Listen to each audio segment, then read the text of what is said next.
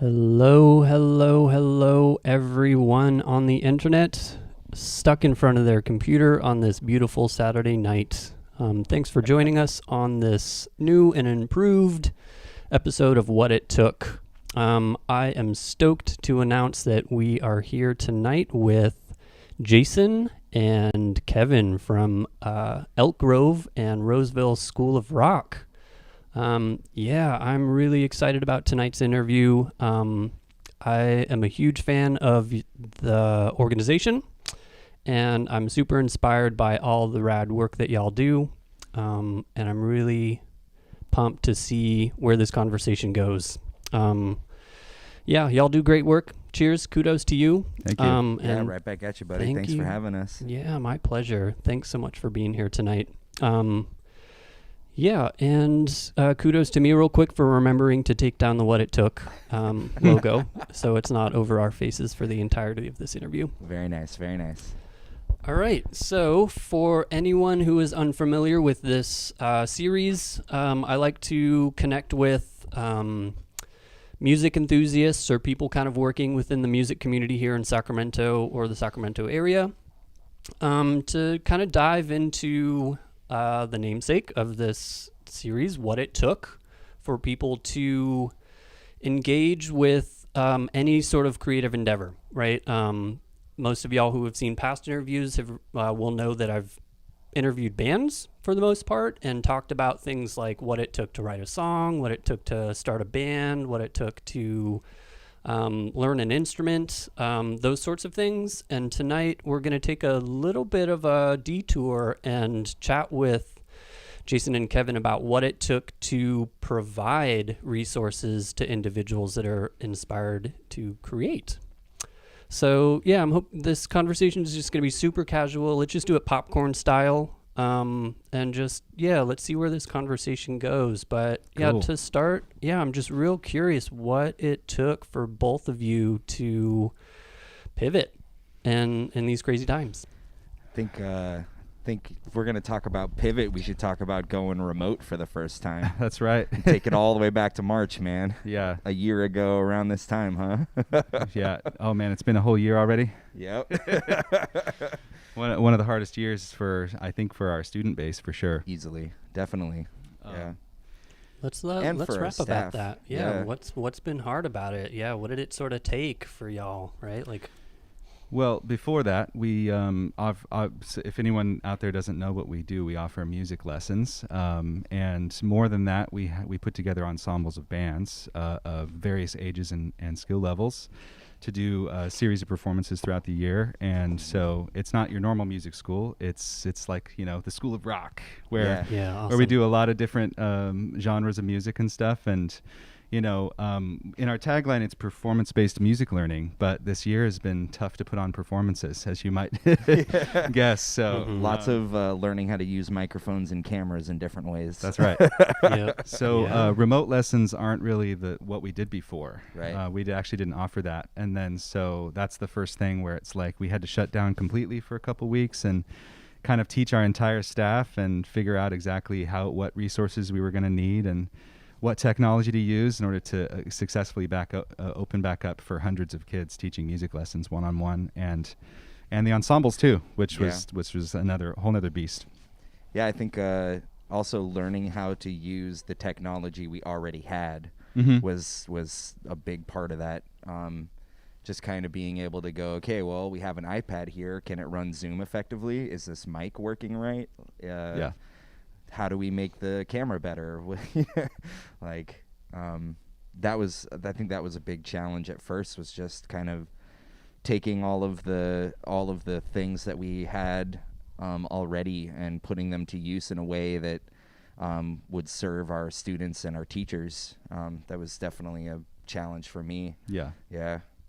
So the one-on-one lesson, for me, it's always been very much like about the relationship with the student, hands-on, very much, collaborating with them in a space, in a music space, and that goes away when you go remote. They're in their home, you're at the school, or actually we started where our instructors had to be home as well. Yep. And so, we didn't necessarily have the same resources, but also it just felt so different to try to, line up and as you guys probably know about, just how hard it is to like collaborate musically over the internet because of all the latency issues and stuff. And so I actually teach voice, piano, guitar. Jason, what do you teach again? I teach bass, voice, ukulele. Oh, uke. Nice. Mhm. Cool. Yeah, and Awesome. I think with piano and guitar, with any instrument, when you're teaching an instrument lesson, I don't know how your lessons go, Kevin, but a lot of that one-on-one like playing together is a big part of like how I structured my lessons before. You got to jam. Yeah, exactly. Like, okay, here's a chord change, man. We're gonna play, here's a 1-4-5 and A, and here's a drum beat. Like, let's just go for it. And like that suddenly was out the window. Yep.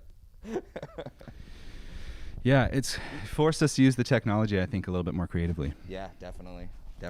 Can y'all unpack that a little bit and just maybe try to be more specific to people that might be, aware of all this, but not have an intimate understanding of like what the hell, how it all worked and how it. Yeah. So what we're talking about is there's a lag time in latency on the internet. So what you put into your camera is not what comes out on the other side at the same time. So Exactly, if two people are playing music together, one side of the camera hears everything behind the other side. So, and when you're sitting in a lesson room one-on-one with somebody, and you're playing along to a song or you're jamming to a drum track on YouTube or something like that, it's a really easy way to like show students how to do something. Like, I'm gonna play this thing right here, and like, I can play this pentatonic scale, and we're working on the Dorian mode, and here's a lick in Dorian, and it's a easier way to illustrate for the student what's going on. But when we moved to Zoom, it suddenly became, everywhere you put your fingers has to be explained precisely, right? Oh, like, I'm, my first finger is at the 5th fret of my A string, and my second finger is at the, so it's it became not only using the technology in a different way, but like having to use your like musical vocabulary much more precisely, right? Yeah, as opposed to showing. Yeah. For sure. So same thing with like, a voice student, for example, when we do warm-ups and stuff, it's like sing with me or sing with the piano. Yep. And, I kind of got used to playing and just hoping they sing it, as opposed to hearing them sing with me and knowing they were right on. It was kind of like you got used to kind of splitting my brain, hearing what I'm doing and hearing them delayed after me. Right. And, of course, also Zoom is not really set up for music. It's set up more for conference calling. So it's like sometimes if it's too loud, it wants to suppress the noise. Oh man, noise suppression technology. Just Zoom did try about like I think 2.5 months. They did the like enhanced professional audio mode or whatever, like the music mode. That's right. It was just like It did help a little bit. Womp womp. No, it helped. it helped a little, yeah. Only a little though. It was better than it was for sure, but the noise cancellation stuff that's built into that for people talking, they don't want to hear. You don't want to hear somebody's microwave in the background or their heater going off, or whatever it is. So every lesson felt like a comedy of errors at first. Yeah. Probably for the first month, I'd say it was like a little rough. I don't know, in Elk Grove, we were pretty lucky to have our community with us, though. Like, parents wanted to figure it out. Parents were willing to, work with us and help us learn too. I don't know how it was in Roseville, all in that line, but our parents in Elk Grove, man, like they were really cool. They really Awesome. They really like supported the school and helped us, like let us figure it out. Because when all this stuff happened, there was no like curriculum or like how-to guides or anything for us. And so, like, our job at our schools was to make this stuff work. And so, some trial and error is definitely a part of that, I think. For sure. Yeah. So, the same, actually, our community surrounding us was very supportive of that change. Although it was, I know I could see the frustration with the kids, because not just us, it wasn't really all about us, but I mean, they were moving to online school too. Yep. And so these kids, who they're used to being in the same room, learning, collaborating and stuff like that, all have to all overnight, just start using their computers all day.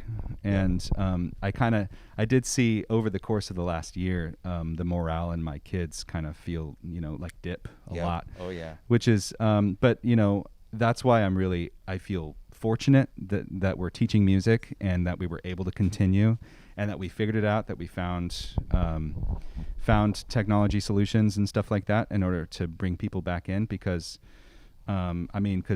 music gives hope, and it's like, it's kept my optimism my whole life. And so we're imparting that to them. So absolutely. So, I mean, not to get too, I might get philosophical. I might get misty, man.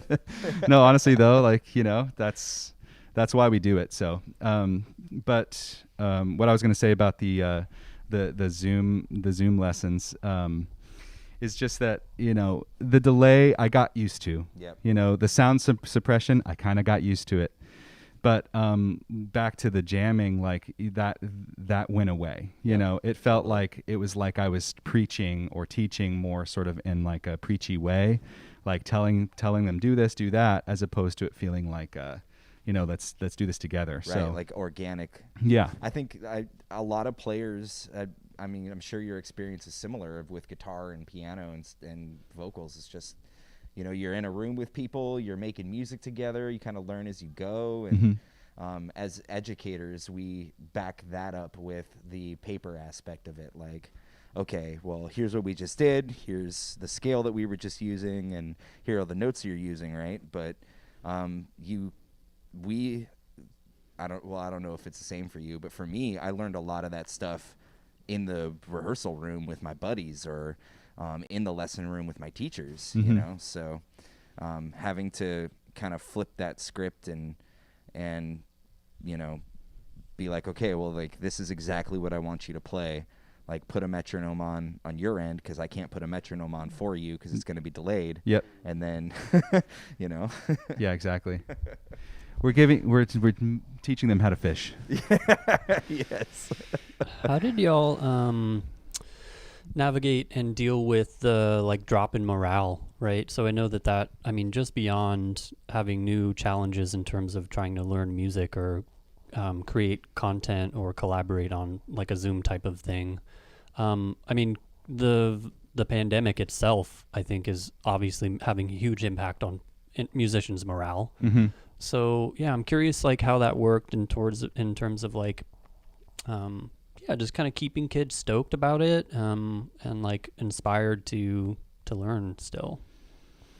Well, honestly, I have to say that I feel like the format of what we do with School of Rock in and of itself, in many ways is inspiring, more so than, my experience growing up with private music lessons. Mm. Yeah. And so the fact that they get to play with other kids, that they get, they get to learn music that they want to learn, music that they're excited about, kind of keeps them engaged. And that's always been the ticket for us. And I think through the pandemic, it was just kind of turning it back on the music and the experience that the music can provide, to help keep them engaged and keep them learning, and just kind of, and then with, of course, teaching directly to the kids, to having conversations, being open to more open to talking about how they feel about, the way they've experienced their day, or, what their experiences have been trying to practice at home. I think just having that open dialogue with them has given them an outlet to still connect with humans, Yeah, like creating a digital community. It's almost like we were creating this digital space outside of the school from our homes for the kids. That's right. I think that's that was probably the most vital part of keeping the just the energy alive in my students at our school. It's just like, look, you may be at home, we're all stuck in this situation, let's make the best out of it. Yeah. Like, okay, you have your songs down that you need to learn. What else do you want to learn? Who else can we get to learn the song? And like send a video, you know, you can FaceTime somebody and like jam the tune for them, or like record yourself. So I was having some of my kids do a little bit of stuff like that were feeling lonely. It's like, all right, Yeah, well, neat. let's jam this thing, and then, you know, take a video of yourself doing it and send it to your buddy, and like have them send it back to you. So that was kind of a cool thing. That actually worked really well, that we actually decided to do that more officially. I would Yeah. mention that one of, you know, just in general, us having to shut down and go remote, it kind of forced us to adapt as a business too, and to offer more flexibility and even a wider range of services and promote, you know what I mean? So, like for example, we did recording projects with the kids. It was literally both schools, everyone in performance group in Rock 101, you know, had to submit videos of, you know, recording their parts of their homes. And then, you know, we put a team together to edit those videos into YouTube videos that we ended up putting on our pages. And and then we sent them back to the parents and stuff, and it kind of gave them something that they were able to collaborate on from a distance. And also keep, you know, like, it's kind of like a record of the time. Yeah, there you go. And Kevin actually was leading that team to edit that stuff and get that stuff out. Did a great job. Thank you, man. It was a engineering marvel. Yeah. Awesome. Not that I'm like, you know, extensively experienced in audio visual editing, but it's one of those things that I did for, you know, a business back in the day, and I was like, you know, I had, you know, volunteered to do it, and thankfully we have some great teachers on staff, and so many great, you know, a wide range of expertise to pull from, and several of them were, you know, more into the music production side of things, and so it was awesome to actually see what other skills our teachers have at our disposal, to be able to utilize for the changing of times. And that's like another big part of that, right? Like, it kind of showed us what everybody's skill sets are. Like, it's not even just employees, but kids. It's like, how adaptable are you? What other experience do you have that will fit this situation? What can we do to get past this, right? Yeah. Like, so we have house band groups at our schools, which are our students that audition to get in the group, and they are the kids that play the most gigs all year long. And the motto for us was adapt and survive. So for me in my professional life, playing bass, you know, you got to do what you got to do to put food on the table sometimes. And it kind of like took me back to my early 20s when I first started out and I had nothing. You know, it's like, okay, wait a second. Like, I got to figure out a way to like put some food on the table. What am I going to do? So Adapt that was and like survive. Yeah, exactly. Adapt and survive, man. Like, that's, I like that. Yeah, that was the theme for throughout the entire lockdown. It's like, man, all right, it's not great for anybody, but this is the situation we have. What are you going to do about it, you know? Yeah. What are some of the like new skills that people sort of like presented that sort of shocked you, or like what are some of the things that came out of this this whole thing that was just like, oh wow, like that's neat, or holy crap, and now I have to learn this new skill and I had no idea that I would be stoked on this. Well, for me, it was that editing. Yeah. Yep. I've done some music editing for my own writing, and I've done a lot of songwriting just in general with different groups. But you know, actually editing videos together and putting them online, that's not something that I was really, really extensively experienced at. So, you know, kind of had to step up and do it. But some of our other teachers. I didn't know that everyone was so into music production, you know, and so we had some of our teachers like that were really, really, really well versed in music software, and so that's now actually something we offer. It's interesting because we didn't teach songwriting before, and now we have because of COVID, I think we have a full curriculum for songwriting and music production, and because we were trying to find content, and to offer the kids and to the families, and and so we went through a series of master classes with our teachers, kind of teaching different aspects of the music industry. Some of it was like, here's the business of music, like here's the industry. Some of it was here's like how you manage your band. Here's how that's right. Yeah. Band management is a huge. I mean, I don't know that it's something that's something you learn by doing, right? Yep. So it was cool to have, to be able to present that kind of expertise to our kids from some of our current people on staff that are still working musicians that have bands of their own and tour and still work. So, I mean, it just opened up a format for us to offer some of those extraneous things that they don't get just from learning music. Yeah. Yeah, There's that's this whole epic. like secondary side of being a musician that like you don't really think about when you're in the grind of it, right? Yeah. Like booking those gigs and writing this or that or doing, all these little things that go along the way. And we got extra time to like put energy into those things. The masterclass videos are still on the YouTube channel. Yep. School of Rock NorCal, SOR NorCal YouTube. There's a bunch of master classes up there still. Mm-hmm. And it's like really cool stuff, like, teachers that teach music theory and instrumentation for individuals all day long, and they happen to be very gifted songwriters and have all of these like really creative ways to write songs and explain songwriting, and it's like, oh wow, like we have all of this like right at our fingertips here. Yeah. That's pretty rad. So the songwriting is really cool. That's Yeah. a service we offer now when Yep. we didn't before. And I've loved actually delving into it with some of my kids I didn't know were writing. I mean, they learn the way. So if anybody out there doesn't know, we you've probably figured out now that we put ensembles of kids together. Not just kids, adults too. We have an adult band. Yeah. At Elk Grove does right now. Yeah. But the groups are usually a certain age range. So our Rock 101 program is 8 years old to about 12, and then our performance program is about 12 years old to 17 or graduating senior. During COVID we couldn't really have them meet in person, and so we had to figure out ways, of course, to still engage them in a group setting, right? And so those recording projects, the master classes. And I didn't know some of the kids were also doing songwriting on their own, and they just needed a reason or a way to ask us about that, more than just this is something I do on the side, and my lessons aren't part of that, Right. So I love that opened up a dialogue for us, and I feel like we offer more of a comprehensive thing now, where it's like, you want to be a musician, well, here's how. Yep. And all of the aspects of that, not just like learn how to play your instrument.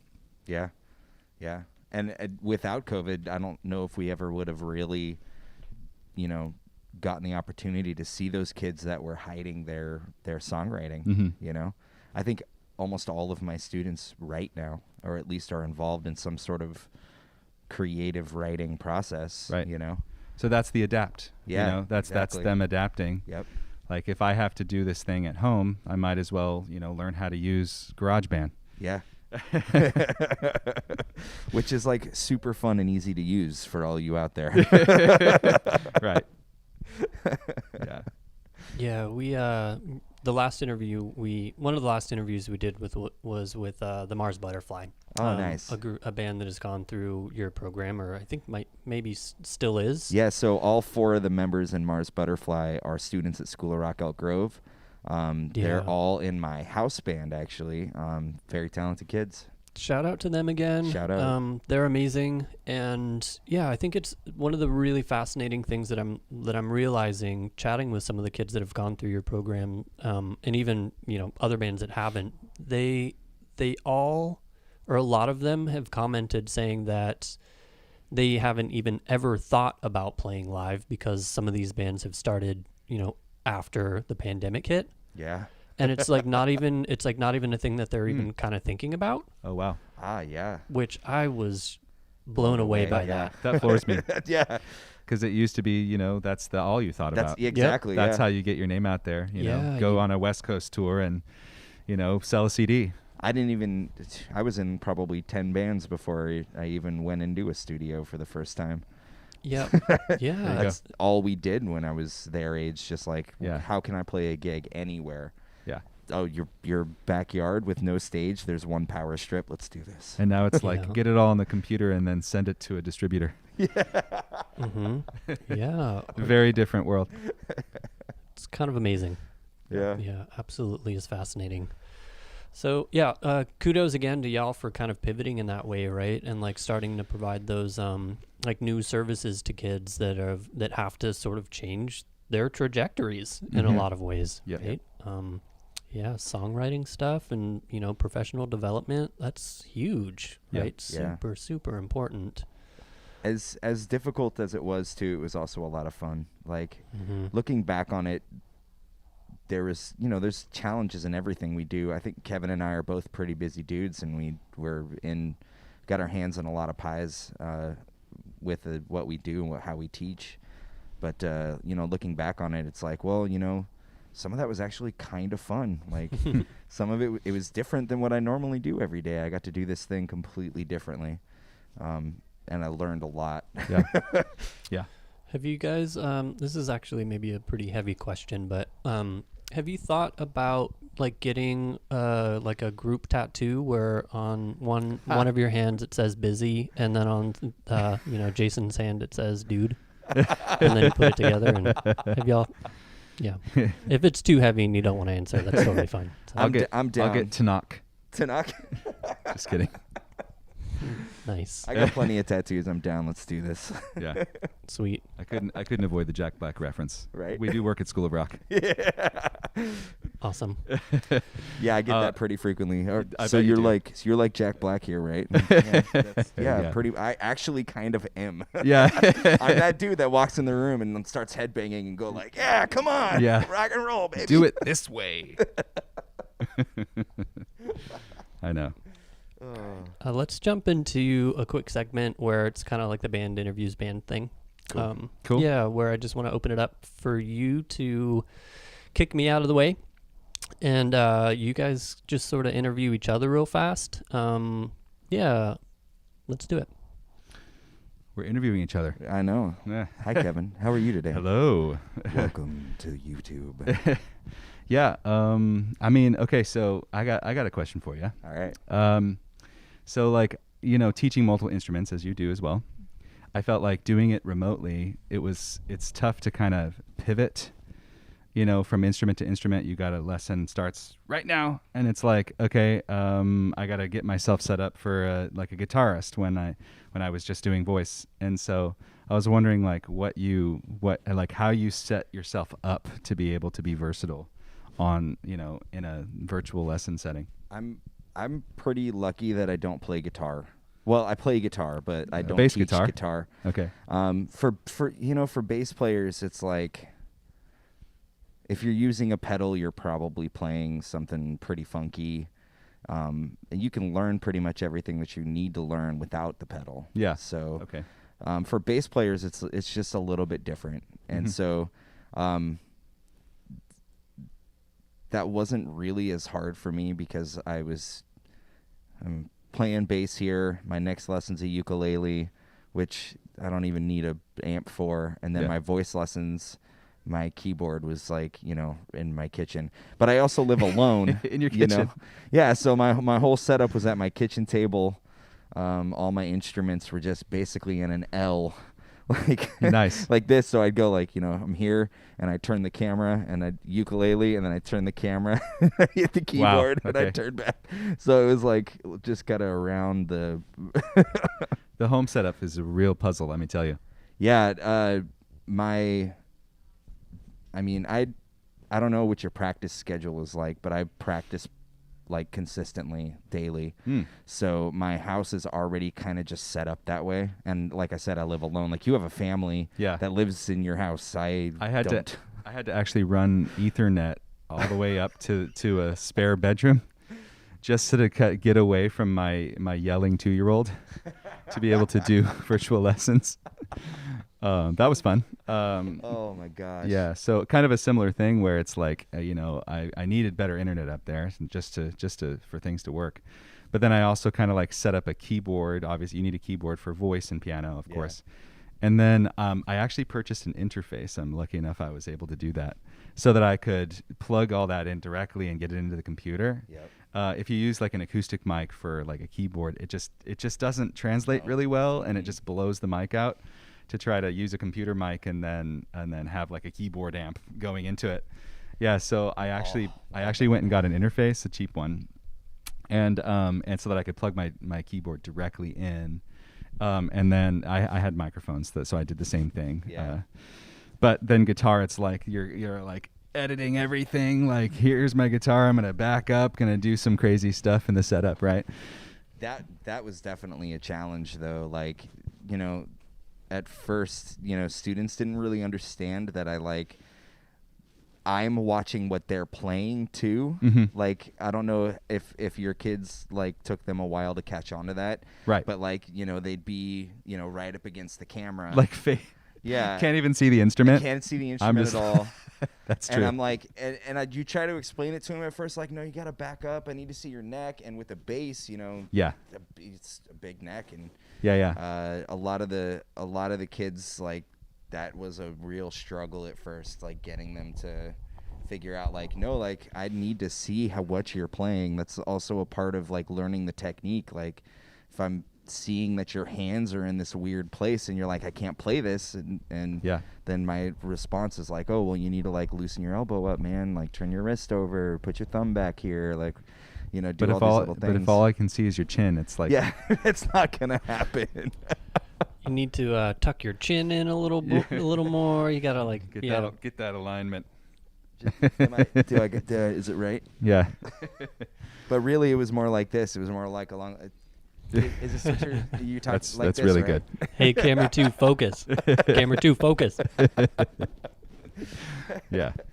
Oh, So anyway, yeah. yeah. I felt like that was, like I said, comedy of errors at first. Yeah. Oh, yeah. Big time. Trying to figure out what the setup's going to be. I was wondering like how a bass player does it. Yeah, I was actually also lucky enough. One of the teachers at our school had an extra interface. Oh, okay. Right before, like in I want to say like November-ish before, he just happened to like hand me an interface and was like, "Hey man, Nice. I'm not using this. Do you want to use it? You've been, because I was doing some stuff on GarageBand. Yeah. Funny enough. Cool.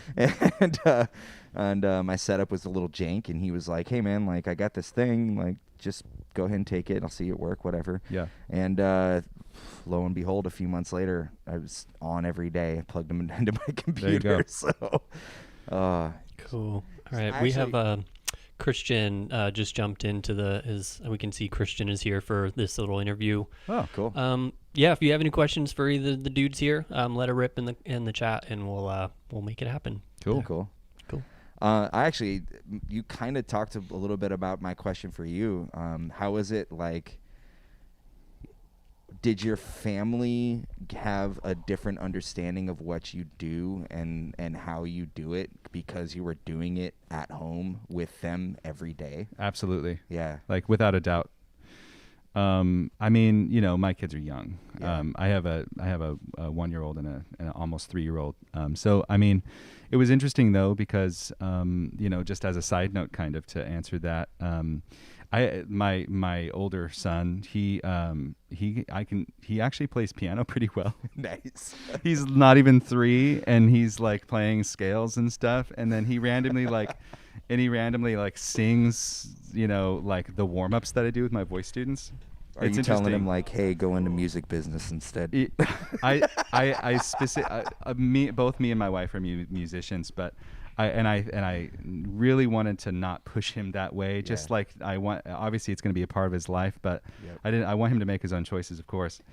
And so but it's unavoidable. I Yeah. can tell now, especially, having to be home and working from home, that he's just going to pick up on all of it. And so, yeah, I just thought that was a little anecdote that you would appreciate, that he's actually like singing the same warm-ups I teach to my kids. 1, 3, 5, 3, 1. That's Oh. right. All that stuff. Yep. I haven't gotten them on a minor scale yet. Got to work on that one. That's all right. So yeah, I mean, I think the biggest thing was just sharing the space. Yeah. Just trying to figure out how we're going to set up today, because and I'm sure that's something that everyone's dealt with, and all of our kids dealt with their families. Like, mom and dad are trying to work from home. I'm trying to do school. Like, where are we all going to do this? Like, can we up the internet bill? Right.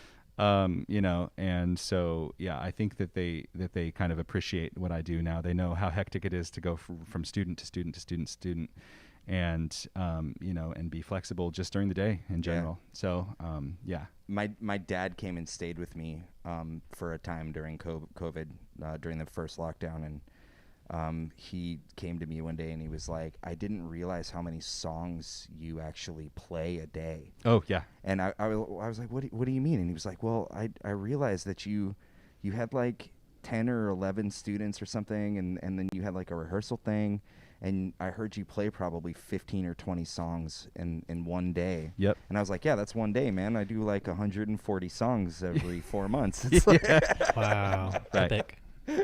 Yeah, actually, that's a great point. Yeah. Just that it's a lot of content, yeah.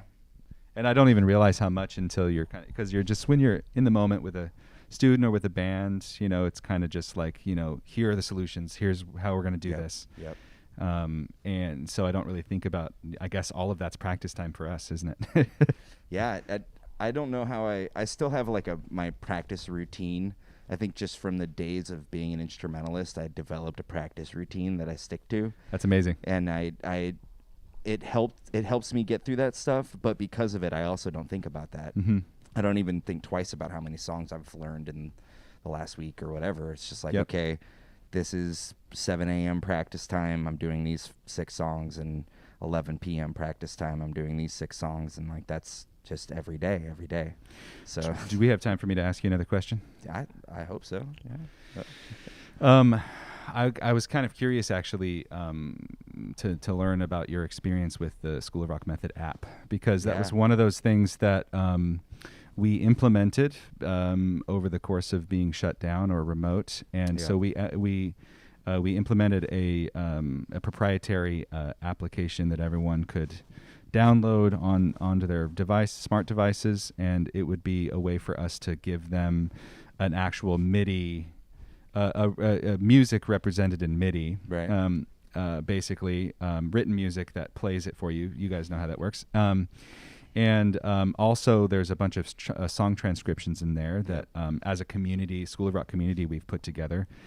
And so I feel like, I've gotten a lot of kids like really through this hump using it. Yeah.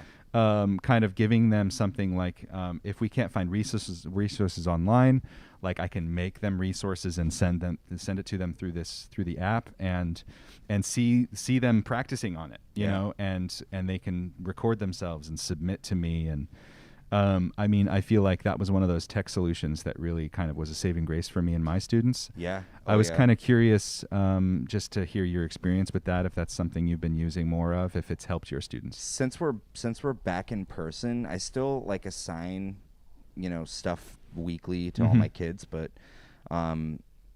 during COVID, it was actually a really nice tool, because so our for everybody on the internet, our performance seasons where the kids are learning a set to play together, to play live together. It generally runs about 3 to 4 months, depending on the time of year.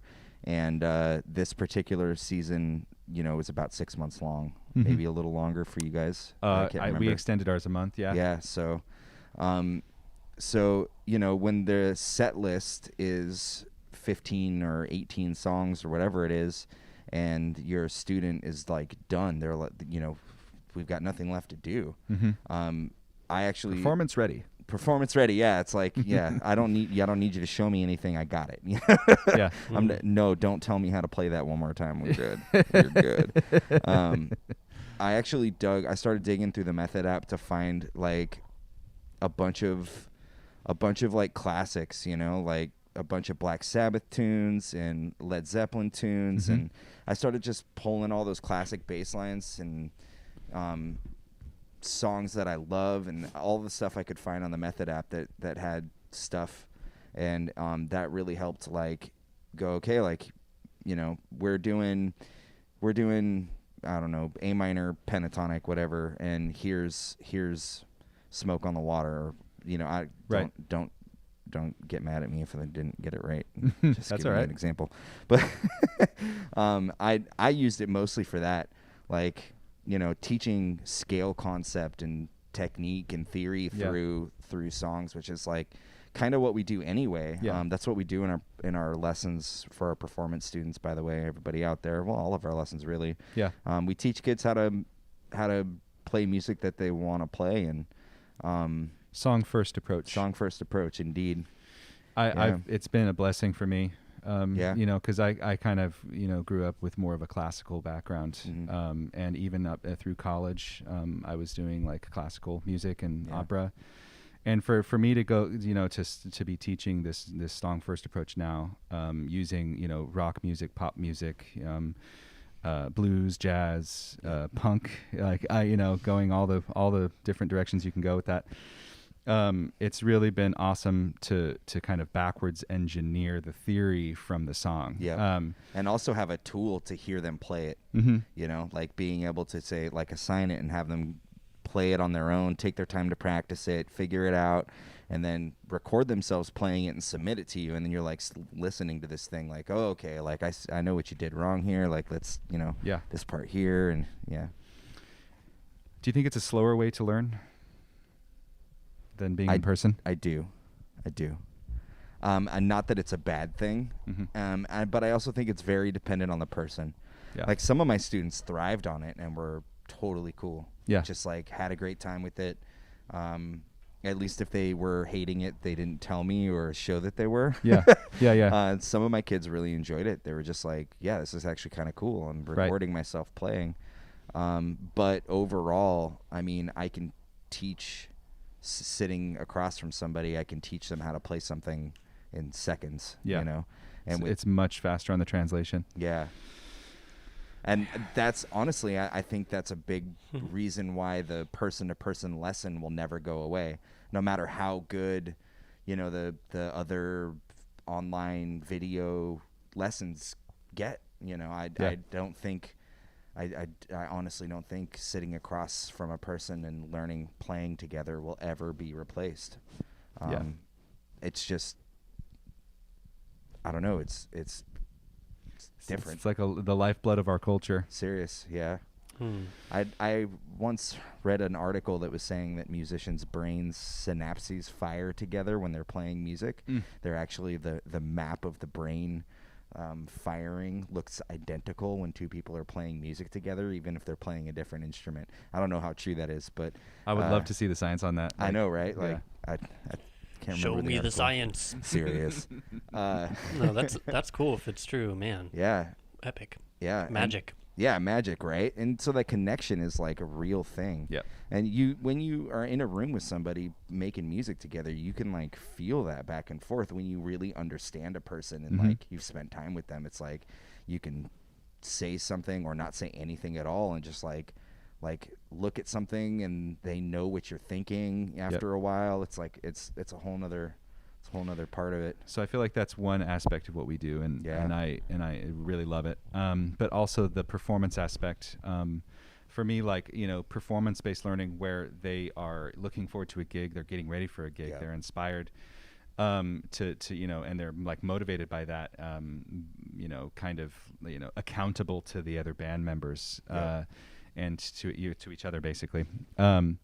You know, my next question for you would be to ask, like, what's been your experience with like the change of the lack of gigs versus like now kind of getting back into like you know, venues opening back up, hopefully coming up, and how, yes, I know, cross your fingers, but it sounded like you were pretty successful recently trying to find some gigs for the kids to do. So Yeah.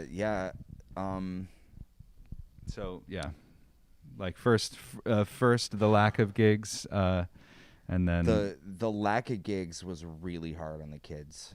It was like really hard, especially our house band in Elk Grove. Like they were gigging pretty regularly for a while. Mhm. Like we pretty much always had something on the calendar for a long time. And then that happened, and it was like, we got nothing. We're going to completely change how we do this whole thing. We're going to do something completely different. So that was like really weird for them. And it was weird for me too, because I'm used to performing. I did a lot of performing myself. So it's kind of like, you know, like, oh, what do we do now? You know? Yeah. So that was definitely weird. But recently, we've got a bunch of stuff coming up. Waterman Brewery on March 27th. Both of our house bands are playing. We got more stuff coming in April. April 3rd we're playing. April 17th we're playing out in Roseville with That's right. Kevin's house band. They've got a new group that they're rehearsing right now. So we've got a bunch of stuff coming up. So School of Rock Elk Grove website. You can check us out on Facebook. School of Look Rock at that Elk Grove. plug. Yeah, that's great. Wonderful. Any kind of links or new things that are happening, send me info and I'll drop it in the description. Oh, perfect. Yeah. Wonderful. Yeah. Thank you. But I think it's also kind of like, it's still double-edged in that, one, I'm super glad that we're booking a bunch more stuff, Mhm. and we have stuff to look forward to. The kids are really excited. They're like Yep. more pumped than they have been in a long time. On this flip side of that, I'm a little scared, just because obviously I don't want anyone to get sick. Yep. And I don't want anyone to get sick on my watch. Mhm. Like, that's a responsibility. And we talk about it a lot. Like, Yep. you know, don't touch your face, keep your mask on, you know, don't do this, don't do that. You know, Right. everybody knows. distance. Yeah, everyone knows the conversation. Use your own cords. Exactly. Please bring your own mics. Bring your own microphone. Yes, bring your own microphone. Although Buddy did give us these mics. Well, I just mean I you got know. one in my bag. But Same ones we use, I think. Yeah, yeah. I'm grateful to the breweries and wineries that are bringing us out, Mhm. that are willing to have a safe venue, and do what it takes to have a safe venue, because obviously if they want to be back out and having bands play. But Yeah, and we've had to do all of our performing outdoors too. yeah, all then, outdoors. And then, you know, a couple seasons ago, it was kind of insane. It was the first time that we ever did a fully live streamed season show. Yeah. And so when I say season show, it's not just a house band gig, you know. Yeah. It's like our entire student base put 100 together for a whole kids. day. Yeah. And so like a whole day of music. Normally it's this big festival. And it was like we had to put the kids in, like, basically we had to rent out a space that was like big enough for them to be distanced, and Yeah. there was no audience at all. And, you know, we just kind of set up cameras for the kids, and we had one person on like a mobile camera, you know, kind of Yep. walking up trying to do like Mhm. close-ups and stuff. And that was so weird for them. So weird. I lost my so our school did 2 days. Our last one had to be remote, live streamed, and I lost my voice both days just sitting in the room screaming Yeah. Oh yeah. because the kids were doing so good. They were just like, it was amazing sitting in their Just room. trying to be that audience for them. Yeah, dude, Yes. like giving Mm. it all of everything that I have. Like, Yep. that song would end and I'd be just like, yeah, you know. Mhm. And I walked out of the first day and I was like, it was like sounded like this. I'm like, Yeah. oh no. That was so good. Yeah. It was amazing. It was amazing. So good. I'm proud of you. Yeah, giving Cool, that cool, energy cool. back to the kids. That's like a thing, man. Mhm. Like, This last season show that we did at Doko yeah, was just awesome. just so much different, because it was just amazing to get them back out at a real stage. Yeah, and big shout out to all of the guys at Doko who are awesome. Oh man, they super were cool. wonderful. Yeah. And I think we're gonna have a great working relationship with them. Yeah. And the Sacramento Kings. And yes, thank you so much Yeah. to them for having us So out. much. So cool. I know. They ran the sound for us. We were outside the Golden One Center, and we did this big outdoor, season show that we used to do. Yeah. And the energy in the kids was electric. Yeah, dude, it was awesome. Yeah. So we had one of the best shows we've had all year. Yeah, dude. I was at work all day, and I got there. I think there was 2 bands left in your guys' show, and I was just like, yes. It was just so good. I was like, it's loud, the kids are pumped, they're all moving, having a good time. It's like, yeah, dude. They're high school. They're high schoolers, but you'd be surprised they put on a good show. Yep, they definitely do. It's like I think that's a common thing for our programs, that people kind of don't expect us to bring how amazing our kids can be. Yeah. It's the most common thing I think I run into. I don't know if it's the same for you. Mm-hmm. Like, people are like, oh, well, they're high school kids, how great Yeah. can they be? And then they show up and they're like, oh. I actually got that comment from one of the Kings reps. Oh, no kidding. He was just like, this was great. And I was like, yeah, thanks, man. And he was like, I'm not trying to say I didn't have like a high expectation, but you guys just crushed it. Yeah. You were like, duh. Yeah. I was like, That's yep, what we do, man, right? that's what we do. Yeah. And so, yeah, it was awesome to Now get you them know. out there. Now you know. If you don't know, Now you know. Nice. Cool. All right. So maybe we can sort of kind of prepare to wrap up. I've got one more question for both of you, and then I'd love to sort of get into any shout outs y'all want to put out there, even though you already did one. Great. Yep. You preempted me. But and then we can maybe finish on just a call to action. I'd love y'all to kind of give a call to action to anyone that might be watching this. So Cool. all right, so my final question is, and this might be kind of a long one depending on what y'all think about it, but what do you think it takes to be a musician nowadays? I'll go first. Go ahead. The will to succeed, I think, is a big part of that. Consistency, we had a guest speaker at the school today, and he was talking about a lot of the things that I say a lot. Show up on time, be polite, be mindful of other people and your surroundings, be a good person, like, the thing about technology, the thing about this time is that anybody can make music now. Anybody. Anybody can plug in a guitar. Anybody can make a beat with a keyboard and have never learned don't know what a C major chord is. Anybody can do that now. So if you want to do it, just keep doing it, right? Fortitude, like consistency, and also I'll add, before I turn it over to Kevin, I'll add, don't listen to the haters, because haters gonna hate. And that's Well said. that's a big part of it, right? Like, you don't make music to get rich and famous. You make music because you love to make music. And that's part of why we teach, is because we love to make music. It's a big part of it. Yep. I kind of want to actually piggyback on that same idea. Yeah. I've been teaching more songwriting lately, and one of the biggest things that I've seen is that, especially in the younger kids, just really anybody, kind of like in their teenage or younger, trying to write music, part of that, what holds them back, what I can see is really just the confidence that they have a voice. Mm-hmm. And that's one of the biggest things that I try to kind of combat with them. Obviously we talk a lot about, all of the elements of songwriting and the process of that.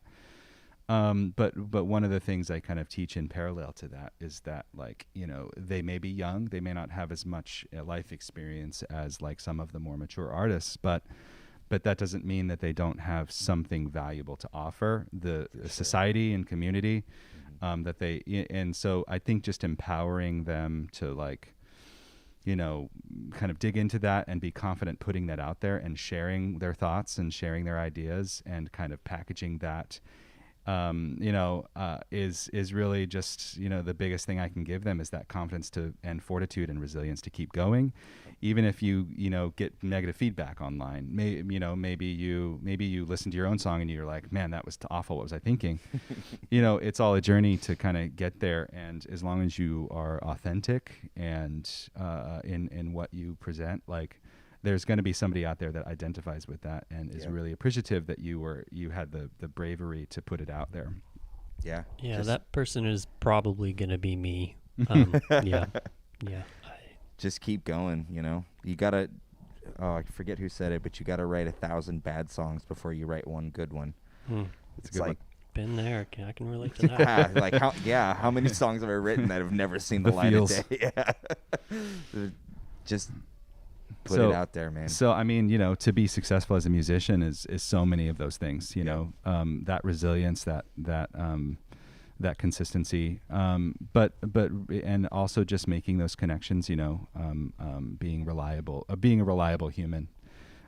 Because I mean, many of the gigs that I've gotten in my career have been, through a friendship, that was, cultivated at some point. Yep. And that's just that's the way of the world. I mean, that's how it works. I mean, that's how we live.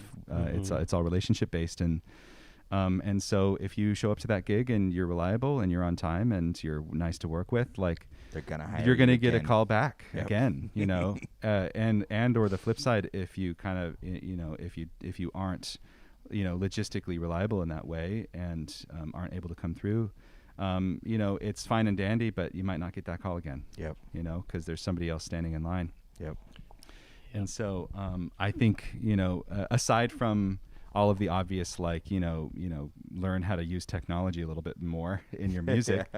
I don't know that that's necessary as necessary as just putting yourself out there and being consistent and being reliable. Yeah, definitely. All right, shout out time. Shout out time. I'm going to start with one. Jason and Cecilia Klein, shout out. Ooh. All of our love to you guys. Yes. Those two people make all of this possible for us. Mhm. They opened our schools. They're pretty rad people. Yep. Jason and Cecilia Klein are the owners of School of Rock NorCal. Yep. And they opened Elk Grove. How long have you guys been open? 4 years. And then Roseville opened 2 years ago. Yep. Now, I think so. 2 years after that. We're calling it 1 year though, because COVID. Man. Year. No. We were open a year and then COVID. And then, but hey, we're still trucking. Dude, still trucking. Yep. Trucking strong. We've even grown since before Yep. the pandemic. So that goes to show you all the work that we've put in. Yep. And then they're opening a new school. So Yes. here's a big shout out. If a Sacramento School of Rock has a grand opening this spring. I believe it's June 19th. Am I allowed to say that? I don't think so. Okay. Shh. Okay. So yeah, I think we're doing a soft opening end of Spring. May or something, Yeah. and sometime in June It's on a gonna date be- we're gonna gonna be in have the- a big festival. And Yeah, gonna be in the Carmichael location. Our house bands are gonna play. We're gonna have a good time. It's gonna be fun. Yep. Some fun in the sun. so that's awesome, and I they have plans to open other schools too. So Yeah. it's a big thing, and it's coming to Sacramento, coming to you. Yeah, and students of all ages, if you've ever wanted to learn an instrument of any kind, or at least the ones that we teach primarily, Right. Guitar, bass, keys, drums, vocals, ukulele, some saxophone Mm-hmm. stuff. Some of our teachers play other instruments too. One of our teachers plays accordion. If you got accordion out There there. you go. But if you've ever want to learn an instrument, or if you think your kids might be interested, we got free trials. Students can come and check it out, try a lesson with any instrument they want, and take a couple different trial lessons and figure it out. Or rent one from Music Landria. Or rent one from Music Landria. Shout out to Buddy bringing us out to interview us. I think check out, right? Do they rent or It's checkout. it's check out? Yeah. It's a library. It's a library. By the way, thank you for having us here. This is Yeah. wonderful. This is amazing. Also, Thanks for being here, y'all. Buddy showed me a thing when we first got here about building synths, making homemade pedals and stuff, right, buddy? That's Dro- right. Drop your own stuff, man, because that's cool. I dig it. Yeah, sweet. Cool, totally. Will do, will do. Yeah, any other kind of final thoughts? Yeah. Well, I guess, guys, just check us out online. I mean, we Yeah. also have a YouTube page. We said it, but it's School of Rock NorCal. And, in our website, schoolofrock.com, actually. Yeah. /Roseville or /Elk Elk Grove. Grove. And so check this out to see what we're doing. We'll try to get it out there on Facebook as well. But we have a lot of events coming up, and our house band, as was mentioned, is going to be performing a lot coming up. I know for my groups, I'm really excited. We just had a turnover. I auditioned a new group, and they're hitting the ground running real hard, and Yep. they sound amazing. And so we're going to be doing our first gig at 105 Naughery in Roseville on April 17th. So that's a Saturday night. Catch And- both bands there. And we're inviting Elk Grove's house band, so That's right. it's going to be a wonderful night. And is it even though open it's to the public, or is it? yeah, Yeah, it is. Open to public. yeah, Yep. open to public. And even though it's School of Rock, we play music of all genres. So if you like metal, hip hop, R&B, funk, rock. I threw in some 90s R&B this time. Hey, all right. yeah. Sweet. Cool. All right. Well, epic. So fun chatting with both of you. Yeah, I was really looking forward to this little episode. Again, I really appreciate all the work that y'all are doing. I'm a huge fan of your programs, and yeah, I've been able to see firsthand the impact that it's having on kids that are interested in music. And yeah, just huge kudos to both of you and Thank you. everyone involved in School of Rock. So, You know what we didn't mention, buddy? no. My house band kids recorded 5 songs? How many songs did we do? Yeah, a good handful. A good handful in the original Musiclandria library location. So I think you've seen our kids kind of grow, definitely at that first-hand experience, man. Yeah, for From the real. kids they were the first time they walked in your door. Super cool. Yeah, it's been fun to sort of be able to watch from the sidelines and Right. yeah, be tangentially involved as best as we can, for sure. All right, sweet. Well, yeah, we get a lot of requests on a regular basis here at Musiclandria for lessons, and we don't do that. So I think it's a natural fit to be able to just forward folks to you. Again, anyone watching this, check out School of Rock. Their programs are amazing. The kids' lives will be changed, and in a good way. So, yeah, thanks again, y'all. Thank you very Thanks much for having us, yeah. us here. Yeah, my pleasure. All right, so just to kind of wrap this video up, we are filming this live from the Library of Musiclandria. Our programs include lending out musical instruments for free. We do live streams, we do interviews. It's, as you can see, we're working on building out a recording studio here to also allow bands to perform live. So in the event that they don't have a venue to play, we're trying to make sure that that is an option for bands to perform live over the internet. And the most rad thing that we've done recently is we started a online radio station called Sacramento Dirt. It focuses 100% on Sacramento area bands. If you have music you want to submit, it's super easy. Check out our website, musiclandria.com. You can just click on a link for Musiclandria Radio to upload your tracks or submit your tracks, or you can drop off some physicals at our location addresses on our website. There's a ton more, but I'm just going to call it there. If you want to learn more, just go to our website and definitely check out the links in the description for School of Rock as soon as I put those in there. Cool. I think we're done, y'all. Great to see you All guys. right. Thank you. Thank you. Cool. All right. Till next time, have a great weekend. Have a great night. Remember to stay creative and rock and roll. Rock and roll, baby.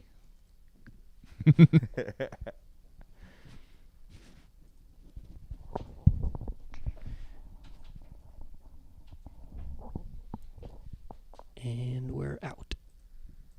Supposed to smile, but you can't see it. I know, right? I'm over here Smile smiling. until he says